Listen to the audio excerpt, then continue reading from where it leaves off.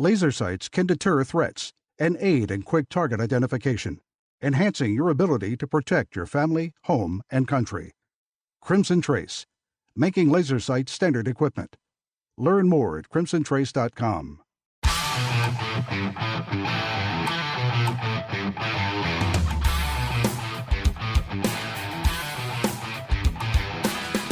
Today on Tom Gresham's Gun Talk, it's a double shot. More from the 2016 NRA show. Tom stopped by the FN booth while at the NRA show and talked new products, met with some promising young shooters, and more. Now from Freedom's safest place, the NRA show in Louisville. Here's Tom.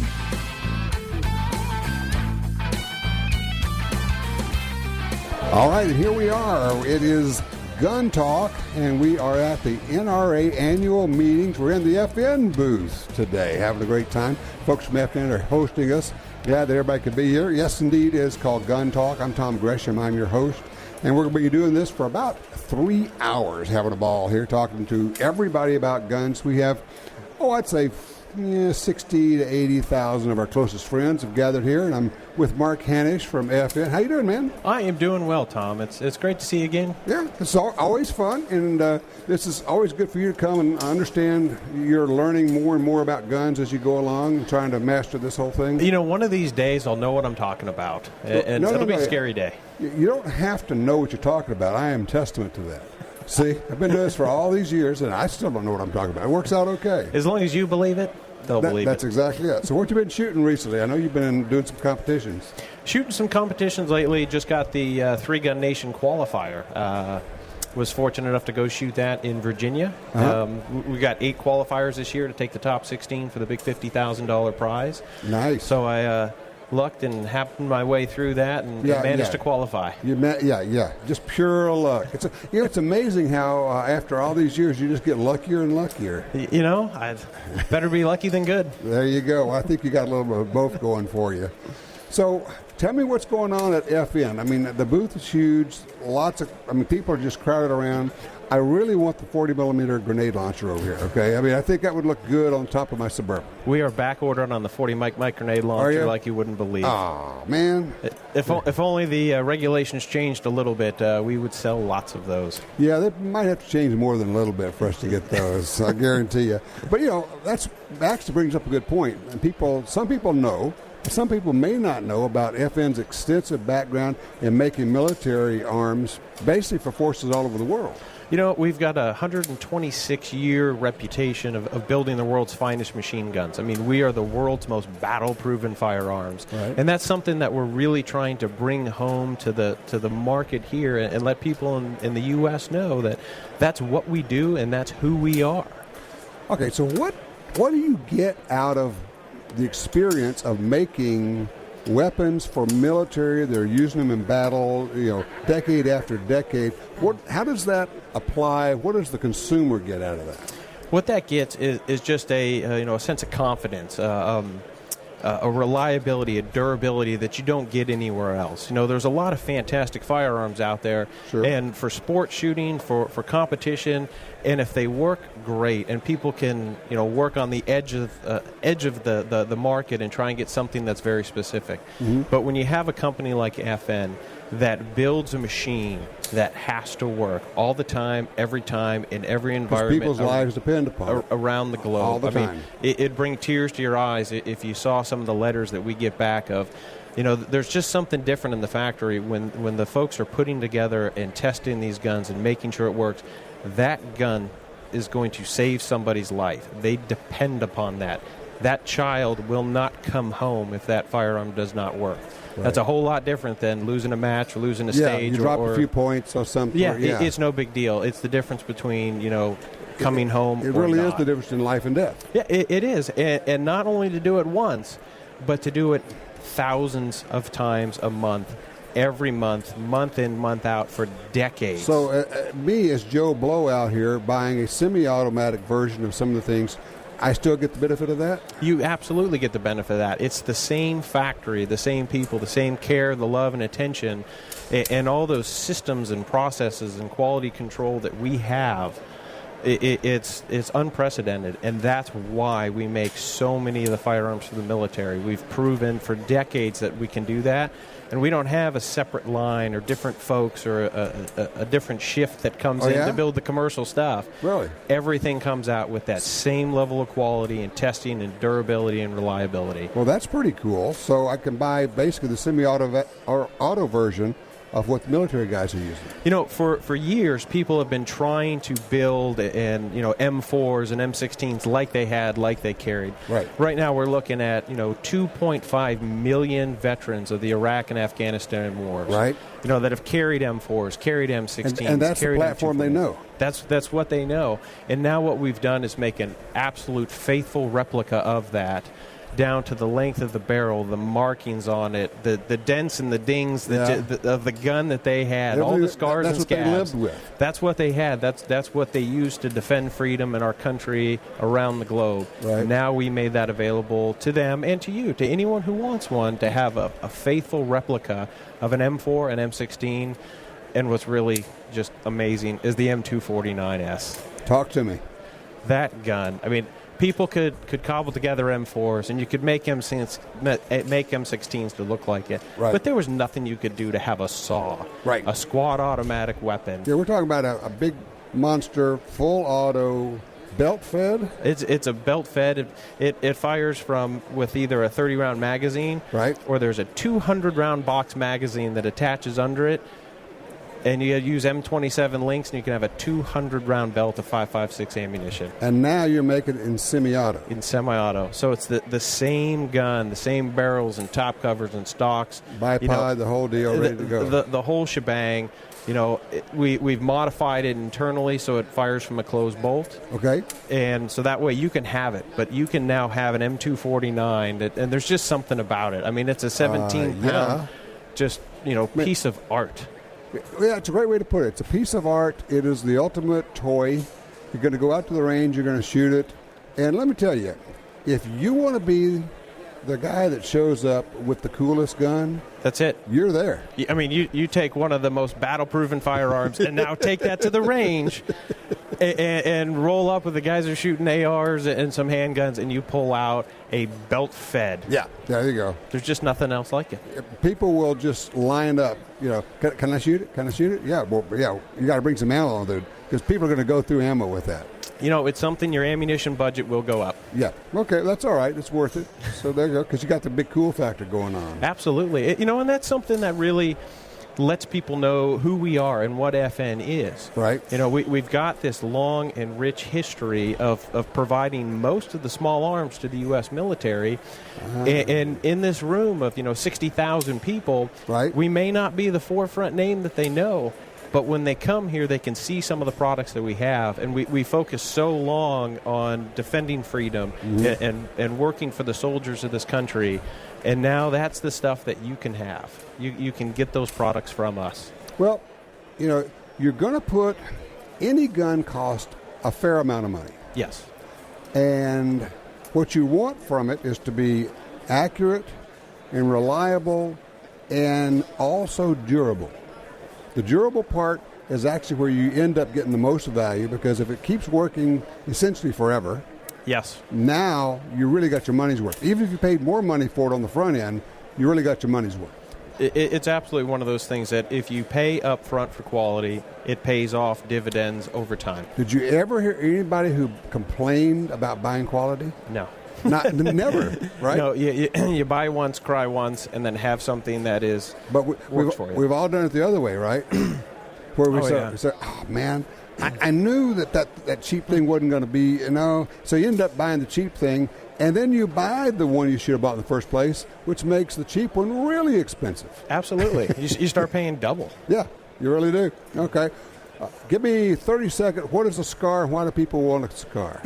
The SCAR is just an unbelievable rifle platform. Okay. When you take the legacy systems that everyone's used to in rifles, excuse me, and strip that all away, and then start talking about having a singular upper receiver, that everything is designed from the ground up to function. And it's so adaptable that you're not trying to retrofit a 60-year-old system with pistons and so forth.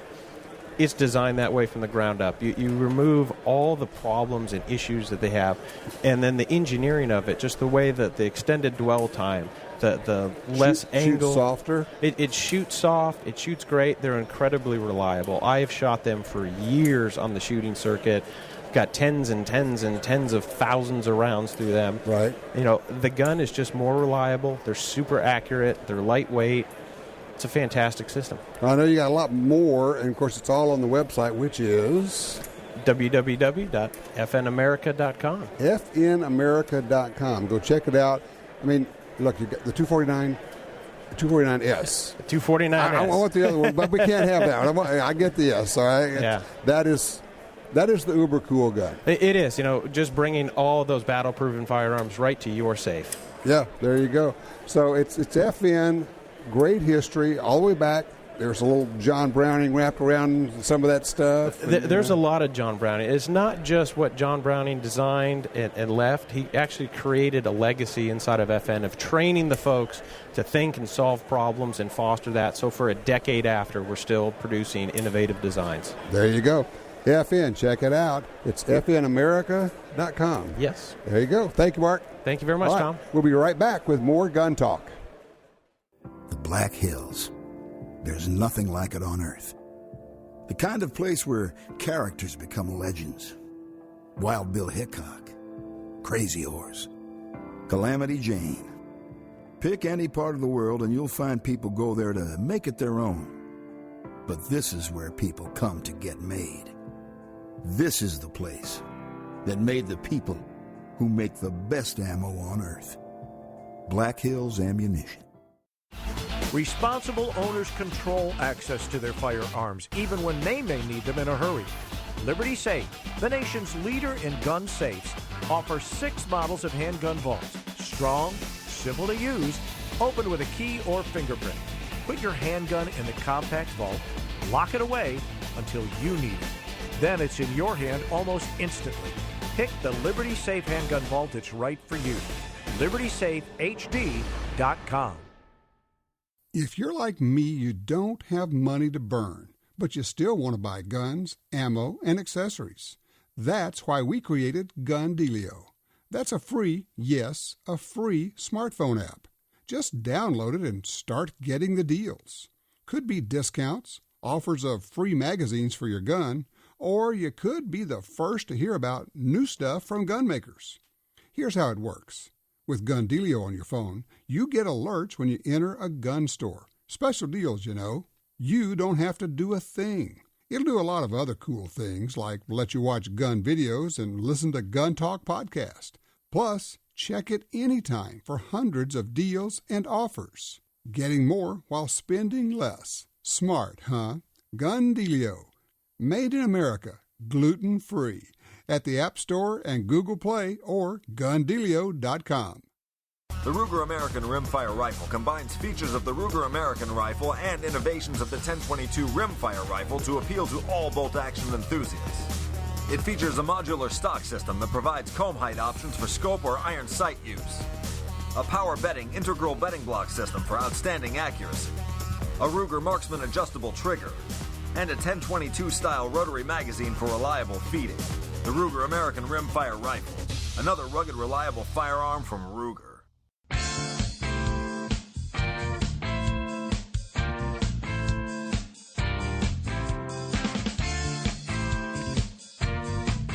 All right, welcome back to Gun Talk. We are in the FN booth at the NRA's annual meetings in Louisville, Kentucky. We're having a bunch of fun here.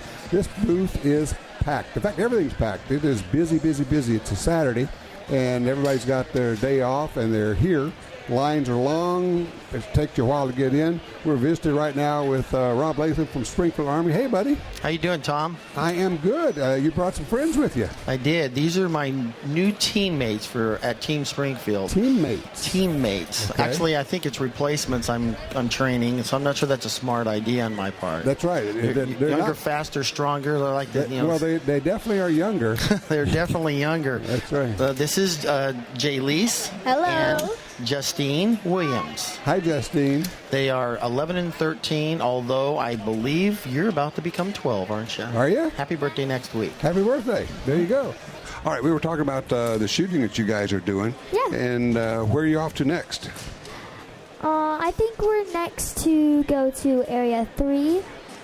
Okay. USPSA Area Championship. Yeah. Okay, good deal.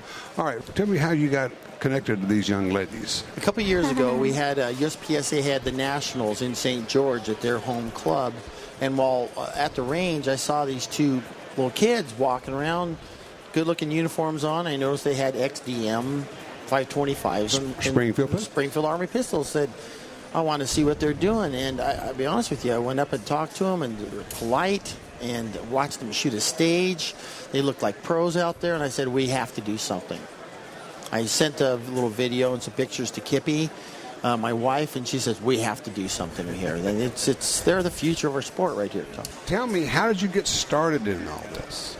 My mother had a friend, and she took us out to like a ladies' night clinic out to the range, and so we went out to that, and we just like loved the shooting, and then they introduced us to competition, and then we just got like hooked. It was awesome. Yeah. Okay, so what did you start shooting? I mean, what kind of guns did you start with? You start with 22s or what? Well, when we first started actually shooting guns, we were like 3 and 4, and we shot rifles and shotguns. It was, I think it was a 357 Winchester. Holy cow. And my dad's shotgun. Yeah, I think of air guns and 22s, right, Tom? Yeah, exactly. It's not how we started, man. The first pistol we shot was a Browning 22. Yeah. Okay. And Rob, how old were you when you started shooting? I thought I was about 6 or 7. I can't remember. It's been so long now. See, you were an old guy. Every time I'm around him, I feel just a little bit older, too, Tom. No kidding. Well, where do you guys want to go with this? Do you have any ideas about, what you want to do? When I graduate high school, I want to go into the Army Marksmanship Unit because it's a big opportunity there. You can shoot all day, and you get a lot of hands-on training. And I love the Army. I totally support our troops. A lot of us would like to be in the AMU, Yeah, I don't think we were planning it when we were 13, though. No kidding. Exactly right. So, okay. So are you guys going to... Now, you're, a year apart now? We're 16 months. 16 months. Okay, perfect. That's what my brother and I are. So, so how much do we fight? That's the whole deal. Because my brother and I fought all the time. That's an average. Just the average amount of fighting? A lot. I won't even put down an answer or a number. Like all the time on anything. And the other part, Tom, is they're totally non-competitive with each other. Oh, no, there's not at all. competitive battle between the two of them. Why am I not believing a word of this? Holy cow. All right, just a question for these two. Which one's better? I am. Jalise is totally. Both of them say I am. Yeah. Right. Yeah. Actually, it depends on the day. Like, if one of us having a good day, the other would have a bad day. It just, like, if I'm having a really awesome day and I'm shooting good, she is going to have a really bad day. It's just back and forth. Now, I saw a little bit of thing going on yesterday. It was very interesting. Got the three of you over there in the corner, and Max Michelle walks up, and Rob, I don't know if you guys caught this, but Rob was giving you guys a lesson on mind psyching somebody. And Rob's explaining to him, here's how you treat a fellow competitor, and he shakes Max's hand and he says, good luck. But he's giving him the evil eye the whole time. Yeah. So you guys are learning this little deal, Yeah, we're learning this. Yeah. Just life lessons with Rob. It was great. Life lessons for Rob. That's right. How to play mind games and cheat your way to better scores. Bringing them up right, Tom. There you go. What do they say? If you're not cheating, you're not trying. There you go. Hey. It's been an enlightening experience being around them. I wish I could get everybody I ever shot with and trained to have the same drive and passion for the sport that the girls have. It's just a joy to be involved in this in any way. All right, Rob, you've trained a zillion people to shoot. All right, how are these girls looking at this point? Amazing. Actually, their performances far exceed any sort of expectations I ever had for them. They're both completely different. Everybody looks at them, and one's in blue and one's in green for everybody to keep track of who they are, and they think they're twins, but they're not. On the other side of this thing, Tom, I'll be honest with you, they're completely different personalities. To everybody else, they look the same because Jalise is calm, collected, controlled. She aims, and Justine is more like me. Just pull the plug and let's see what happens. She's crazy. Whoa. She's crazy. She said you're crazy. You're too peaceful. She sits in her room every night and reads her book. Come on, I'm down there wrestling with my dog. There you go. Different personalities. There you go. I'm more like Kippy. Yeah. Oh, okay. Oh, wow, I'm not trying to take that. Yeah. Okay, so what do you do with that from a training standpoint approaching a competition? Different approaches there. Well, at this point, there are several layers in place here. The first layer is they have a coach named Glenn Wong. Yeah. And Coach Glenn is really in charge of their shooting program. I don't try to interfere with that because he's a great shot and he's done a fantastic job. But the first layer, of course, is their parents have raised them to be good people. Absolutely, you can tell that. That's what tied me into this whole thing so quickly because I can find lots of good shooters, but I don't find a lot of people I love. And the girls I liked right off the bat. And it's because their parents have done such a fantastic job of raising good kids. Now, who got the best grades last semester? I did. Uh-oh. I got all You got a B, A's. didn't you? I got an A. I got all A's, okay? I got a lot of all A right. pluses then. Okay. Once again, There's no competition there at all. Better grades. I'll admit that. I'm just more athletic. Oh, my. Well, ladies, it is a pleasure to meet you. I look forward. We're going to be out in a couple of weeks. We're going to be doing some shooting together, do some video for the TV. Just, it is obviously you've been raised right. You're great people. I see you meet everybody around here. You walk up, you shake hands, you look them in the eye. Doesn't get any better than that. I'm proud to know you. Thank you so much. You guys are great. And Rob, I know you. Yeah. You're a good person. I know. I'm second fiddle here. What can I tell you? Didn't you used to be Rob Latham? I used to be good. There was a day, that people knew me. Yeah, there you go. Talk about the young guns. Yeah. Thanks, guys. This is Bye. great. Thank you so much. All right. Don't go far. We'll be right back.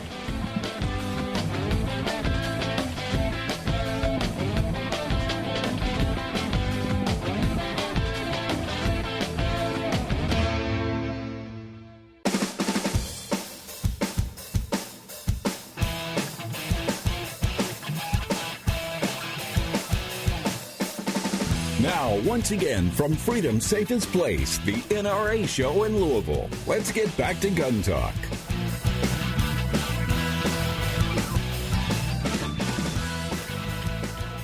All right. Welcome back to Gun Talk at the NRA's annual meetings. Of course, we're still in the FN booth. We're having a ball. This is, as we used to call it, live to tape, but we don't use tape anymore. Ashley Hlebinsky has joined us from the Buffalo Bill Center of the West. Let's see, did I get all that right? And the Cody Firearms Museum. Cody Firearms Museum. Okay, I did okay. We first did TV together 2-3 years ago now? 2-3 years ago. It was the first time I think I was ever on a television show. Oh, okay, yeah. cool. And now you're everywhere. We see you everywhere. You're just, you're appearing. You just did an NPR interview, right? I just did an NPR interview, and that's actually the podcast is up, but it's airing tomorrow. Okay. Yeah. Neat. So tomorrow, as we're talking now, which would be actually the day where this is airing, because this will be our show we're doing right now. Will be airing. I don't know. I'll be all over the place then. It's like Back to the Future. I don't know what. People where we will be are. trying to change the station to get me off the radio, and they just can't. Not like me. Not like you're everywhere. All right. So Buffalo Bill, Center of the West, Cody Firearms Museum in Cody, Wyoming. I know we've talked about it a lot, and you always think everybody knows about this, but not everybody does know about this. No, and being in a remote location in Cody, Wyoming, we have 9,000 people there, but we're a massive tourist destination because we're on the east gate of Yellowstone, and so we find a lot of our visitors, they're on their way to Yellowstone, and they look right on their way to Yellowstone, and they're like, "What is this massive property? It's a 40-acre property, and there's 5 museums under a 7-acre roof, and it's just, it's something for everyone. You name it." They've got something you might like, and we got a lot of guns. You got a lot of guns. And what we're talking about is something for everyone. We have the Plains Indian Museum, the Buffalo Bill Museum, the Whitney Gallery of Western Art, the Draper Museum, Natural History. I mean, it's fantastic, and I'm a museum buff, and I go to a lot of museums. This one is better than pretty much anyone. We always said, if you took that and dropped it into New York or D.C., you would have 10 times the number of visitors. Oh, yes. Yeah, we would definitely have a much larger visitor base. But, one of the things that we're trying to do, especially with going on, the radio and television, is really broadcast to a wider audience, people who might never come to Cody, Wyoming. Right. And we actually have an online collection. So we're working on kind of fine-tuning the details, but you can go online now and you can see, images from our archive, from the gun collection. See all the cool guns you have. Yeah, and so people can really get a sense to see what we've got before they come, or if they can't make it out, it gives them a little taste of Cody, Wyoming. Give them a sense of like a couple of the cool guns you have, just so people understand what you do there. So our guns, the collection is so diverse, and that's what's amazing. I mean, we are the Buffalo Bill Center of the West, which is a Western museum, but not all of our guns are Western. Of course, we've got Buffalo Bill's Arena Winchester, and we've got some of Annie Oakley's guns. But some of the ones that are most fascinating to me are the ones that are not related to the West at all.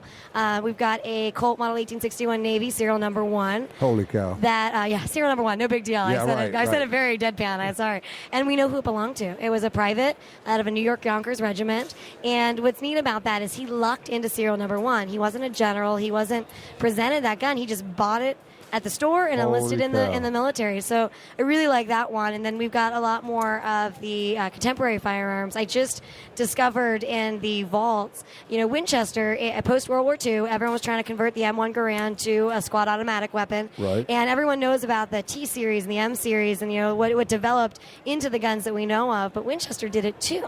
And they made a series of prototypes. And anytime you go to the books that talk about this phase in American firearms history, you see, and Winchester did it too.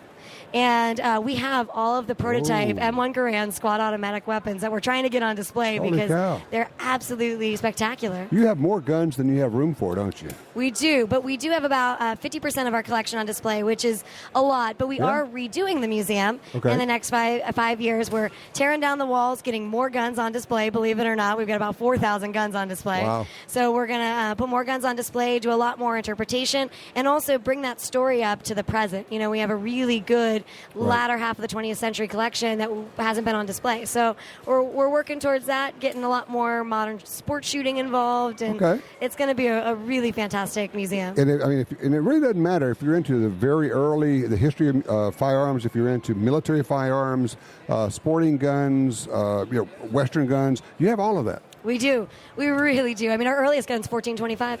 Holy cow. You didn't want to shoot that. No, I don't think so. Hand cannon. Hand cannon, okay. Literal description. I mean, you have like guns that belong to generals, for instance. Yes, General Patton's M1 Garand that we traveled around last year, and that was made for him. And, we've got all of our presidential presentation rifles, and Kennedy, Eisenhower, Roosevelt. It's just fantastic. What is it? And I mean, and you're a historian, you're a curator. What is it about guns and history? They seem to be connected somehow. Well, they've had a little bit of a role in history. Yeah, no kidding. Yeah. Honestly, you can't tell pretty much any part of American history without some involvement of firearms. When you talk about the West, you can't talk about the story of the West without, the Western guns.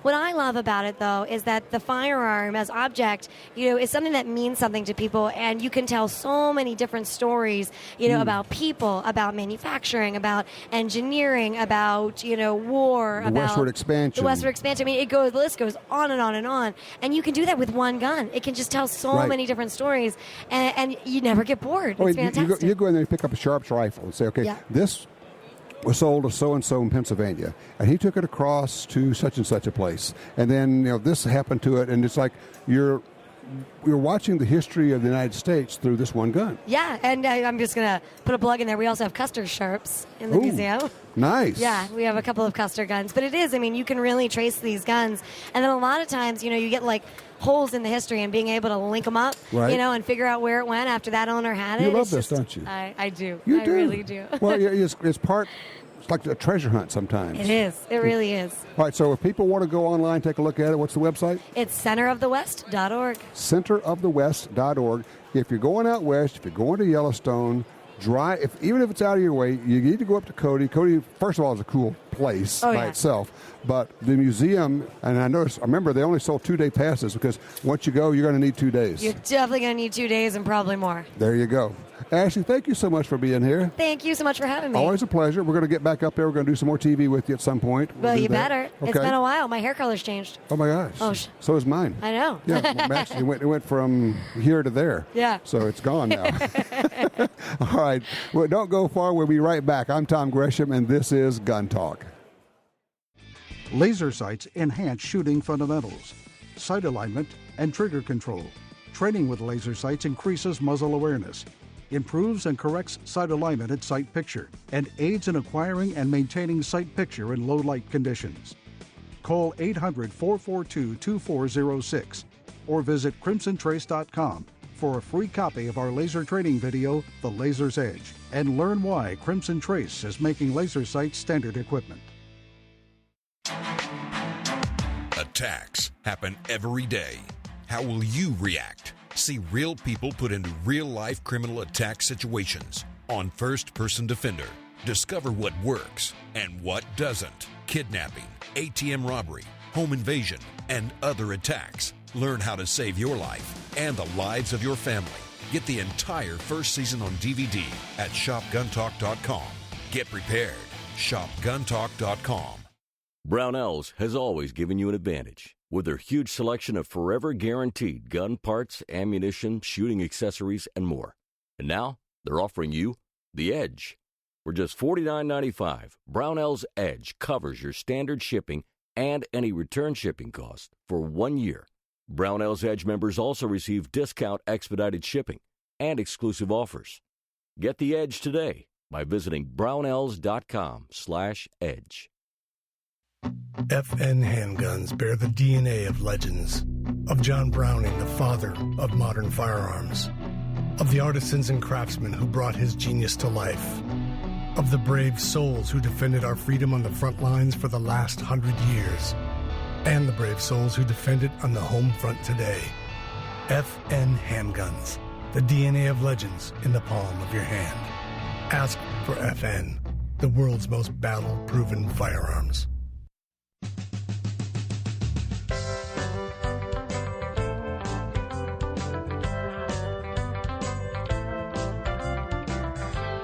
All right, back with you. Tom Gresham. It's Gun Talk Radio here at the NRA's annual meetings in Louisville, Kentucky. We're in the FN booth having a bunch of fun, talking to people, and it's very interesting. And Mark Hanish joins us again. Mark, I'm looking around the booth here.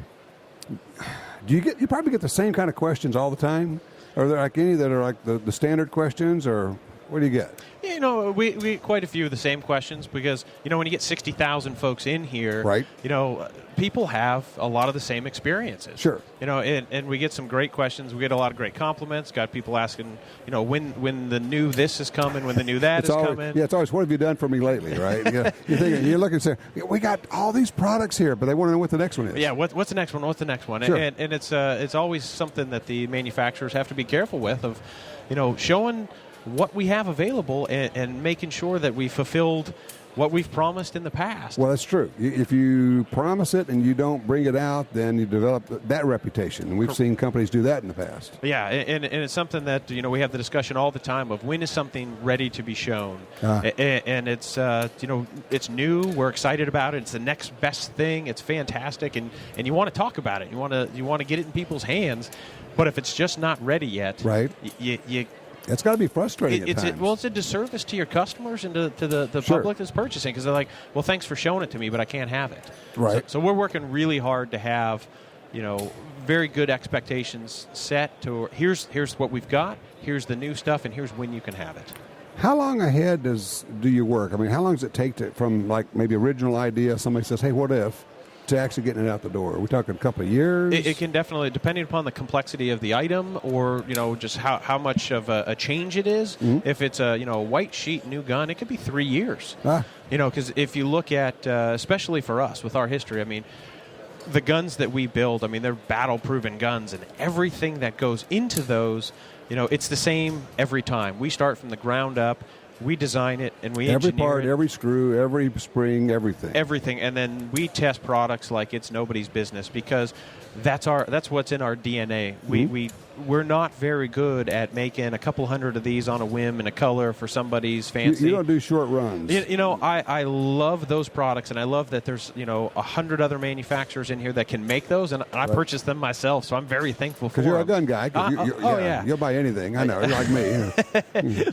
So sometimes we take some heat for our product line, not changing fast enough or not having new stuff, but the quality that people come to expect with having the FN logo on it, there's a price to pay for that. And it's we don't have the flexibility to crank a new gun out every week. Sure. Because we take the time to go through it and test it again and then engineer it and re-engineer it. And when you have that logo on the side of it, it's something that we've done our due diligence and put a good product out there. All right, let me switch on here. How'd you get started in competitive shooting? I'm a very competitive person. Growing up, I played competitive baseball.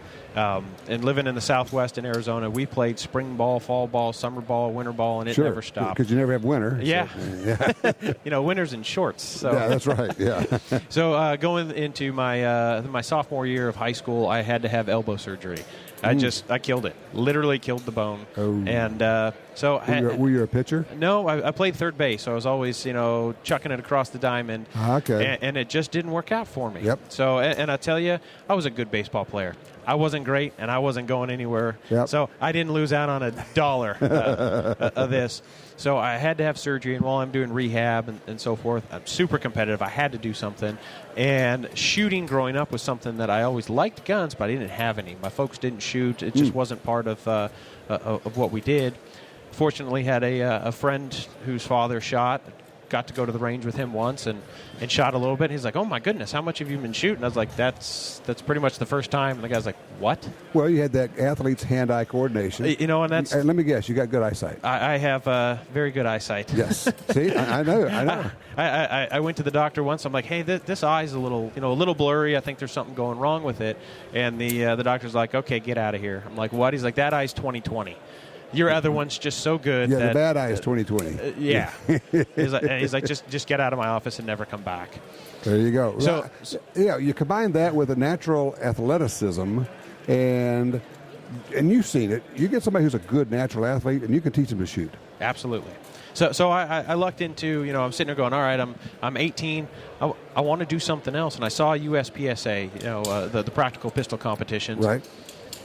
I got to try this. And you're right there in Phoenix where there's a hotbed of it. Oh, my goodness. So I went out, and the folks in the sport are so nice. And I went out the first night, I'm like, I want to try this.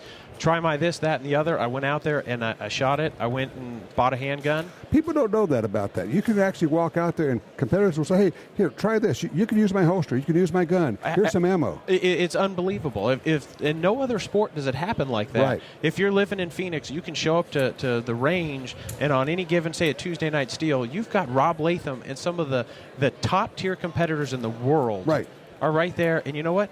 They'll help you out, get started. It's like going to your local, country club and having, Phil Mickelson or Tiger Woods be like, hey, play around with my sticks. Yeah. It doesn't happen. It's unheard of. Yeah. Yeah. But it's common in shooting. Absolutely. It's really a family that everybody we have a great time at it. And same thing at the matches.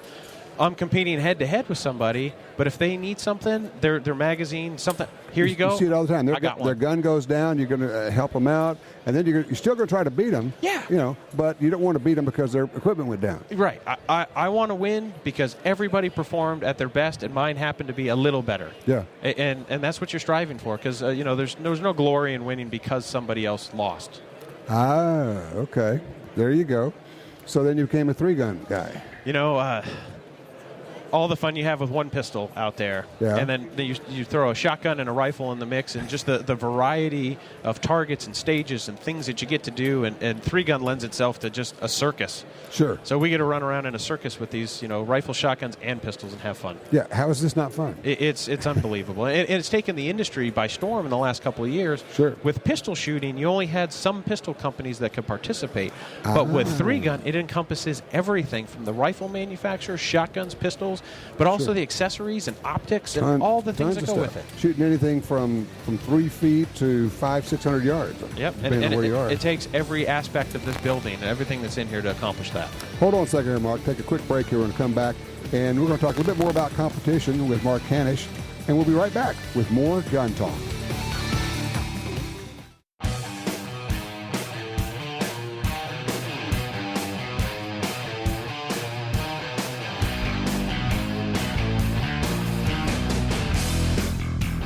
All right, we're back here. We're with Mark Hanish in the FN booth at the NRA's annual meetings, and we were talking competition there, Mark, and during the break here you said, well, there's a connection between competition and the battlefield. What is that? You know, it's something that 15, 20 years ago, there was this just great divide between, tacticians and people that, teach fighting and competition and shooting. Like, they would say competition will get you killed. And right. Bad tactics, all that stuff. Yeah. And, it really came down to, it was like two groups that were going after the same goal, just arguing with each other. Sure. And finally, over the past 5-6 years, you've really seen them come together to blend the two. You've got the tactical trainers and the military especially driving this, looking to the competition world for not only, they're not looking for the tactics of how to do it, but the tools and equipment. In 3-gun, we're trying to accomplish the same end game as putting rounds on target as accurately and quickly as possible from muzzle contact to 500-600 yards. So same thing. There's no penalty for us. Our lives aren't on the line. Right. We can risk everything because it's just a score. Well, you're the NASCAR. Yeah. You're the guys who are ringing it out and saying, we're just going to go up to the limit until we blow up our engines, and we're going to find out what works. We're going to keep running until we break stuff and find out, not just in equipment, but in technique, too. Absolutely. It's the crucible of competition that we get to try these things out, and nobody is harder on gear than 3-gunners. And then that stuff, the militaries come, they've got teams, the Army Marksmanship Unit, there's a reason those guys are shooting 3-gun, and there's a reason they're competing, because they're going to take not everything, but adopt what works best that they can put right out onto the battlefield. Well, think about this. Think about technique. 10 or 15 years ago, the way people would hold an AR with your forward hand. Yep. Right? And how all of a sudden you're rolling it over, and now you're holding it on top, and you're reaching way further out, whereas the hand was maybe further back toward the magazine. And the only reason that became popular is that somebody tried that and went, I think that works better. Yeah, I can tell you, I was right there back in the USPSA Nationals with Jerry Mikulik, and back at the time, it was my first USPSA multi-gun Nationals. Right. And I had my arm out there on the side, and so did Jerry, and we're shooting targets offhand at 200 yards, and the control that you have with that, you can drive the gun from target to target, and, the 223 is not something that gives you a heck of a lot of recoil, but it's unbelievable how fast and accurately you can shoot like that. And then it just started getting improved out. But I can tell you, I was there when Jerry was the first guy doing that. Everybody goes, what's he doing? That looks funny. Yeah, and hey, wait a minute. He's hitting targets at 200 yards offhand like it's his job. And if the guy starts winning doing that, then everybody else is going to try that, right? Yeah, and like anything else, it got a little crazy where people started going over the top and wrapping around, and it was like, just bring it back. But, it's really something that we proved in competition, and then that goes right out to the to the tactics of the battlefield. Not only that technique, but the the rifles and so forth. If you take a lot of the rifles that you see at the a 3-gun tactical optics rifle, it'd be at home on the battlefield. Sure. And if you take a look at guns, the guys, the first group guys, the SF guys that are over there that they get to put together their own rifles. If you took the Krylon off of that would be in the rack at a 3-gun match, and the two of those, are both at home at the same place. There you go. I remember Rob telling me, he says he would work with some of these SF guys, and said he'd walk in and say, "Look, guys," he says, "I can't teach you about any of the stuff that you guys do. All I can teach you is how to shoot fast and hit stuff." Yep. And in no world is that bad for them. Right. No, that's exactly it. And so, there's this blending. In fact, we see it right here. We've got the 3-gun and the military look, and you see the military look, and it's almost as though there's no dividing line now. There's not. the stuff from the tools and everything else, we've got great guns here that are, battle-proven firearms that we roll over, and then, you know what? Maybe it's blue with the barrel is a little heavier and optimized gas system for competition, but the core, the roots, and the DNA are the same. There you go. We're talking about the development of the gun is what we're really talking about. Mark Hanish, thank you so much. We appreciate you. My pleasure. And we appreciate FN hosting us. Don't go far. We'll be right back.